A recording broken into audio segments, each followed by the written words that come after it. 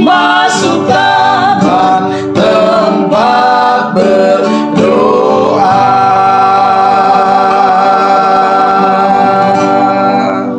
Salam sejahtera untuk kita semua. Kita akan belajar lagi firman Tuhan, namun sebelumnya mari kita awali dengan berdoa bersama. Bapa di surga, kami bersyukur lagi untuk kesehatan, nafas hidup yang Tuhan karuniakan pada kami. Dan biar kiranya ketika kami akan belajar firman-Mu, Roh Kudus akan menuntun hati dan pikiran kami. Dalam nama Tuhan Yesus kami persembahkan doa ini. Amin. Firman Tuhan kita pada saat ini berjudul Pemberi Hidup. Ayat tema 2 Timotius 1 ayat 12. Berbunyi demikian. Itulah sebabnya aku menderita semuanya ini, tetapi aku tidak malu karena aku tahu kepada siapa aku percaya dan aku yakin bahwa Dia berkuasa memeliharakan apa yang telah dipercayakannya kepadaku hingga pada hari Tuhan. Penjelasannya, Rasul itu memandang kepada keadaan yang besar di seberang, bukan dengan ketidakpastian dan ketakutan, tetapi dengan pengharapan yang gembira dan kerinduan yang mendalam. Sementara ia berdiri di tempat ia mati syahid, ia melihat bukannya pedang algojo atau tanah yang segera akan menerima darahnya. Ia memandang ke langit yang biru, yang tenang pada musim panas itu, ke tahta abadi.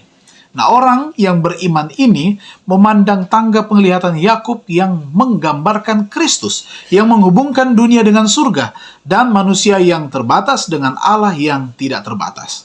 Imannya dikuatkan sementara ia teringat kepada atau bagaimana bapa-bapa dan juga nabi-nabi telah bergantung kepada seorang yang menjadi penunjang dan penghiburannya, dan untuk siapa ia sedang memberikan hidupnya. Dan dari orang-orang suci ini yang dari abad ke abad telah menyaksikan iman mereka. Ia mendengar jaminan bahwa Allah itu benar.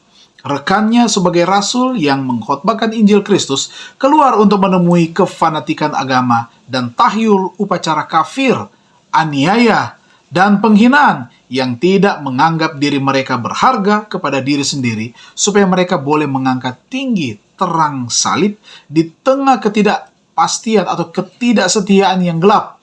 Ia dengar hal ini menyaksikan kepada Yesus sebagai anak Allah, juru selamat dunia. Nah, dari rak pancang dan kamar di bawah tanah, dari sarang dan gua dari bumi ini, di sanalah jatuh ke telinganya teriakan kemenangan orang-orang yang mati syahid itu. Ia mendengar kesaksian dari jiwa-jiwa yang kuat, yang meskipun miskin, dirundung malang, disiksa, namun menyaksikan dengan tidak gentar untuk kepercayaan mereka. Dengan mengatakan, karena aku tahu kepada siapa aku percaya.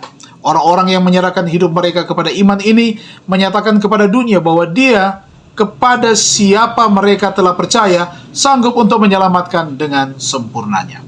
Ditebus oleh pengorbanan Kristus, dibasuh dari dosa dalam darahnya, dan dipakaikan dalam kebenarannya, Paulus menyaksikan dalam dirinya bahwa jiwanya adalah berharga pada pemandangan penebusnya.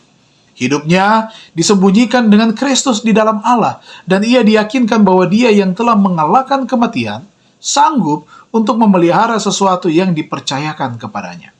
Pikirannya mengerti janji juru selamat. Aku membaktikannya pada akhir zaman dalam Yohanes 6 ayat 40. Pikiran dan pengharapannya dipusatkan pada kedatangan Tuhan kedua kalinya. Sementara pedang algojo katanya turun dan bayang-bayang kematian berkumpul keliling orang yang mati syahid itu, pikirannya yang terakhir timbul. Sebagaimana yang mula-mula dalam kebangunan yang besar, untuk bertemu dengan pemberi hidup yang akan menyambut dia kepada kesukaan orang-orang yang diberkati. Mari kita renungkan lebih dalam. Apakah saya mengenal Dia yang selama ini saya percayai?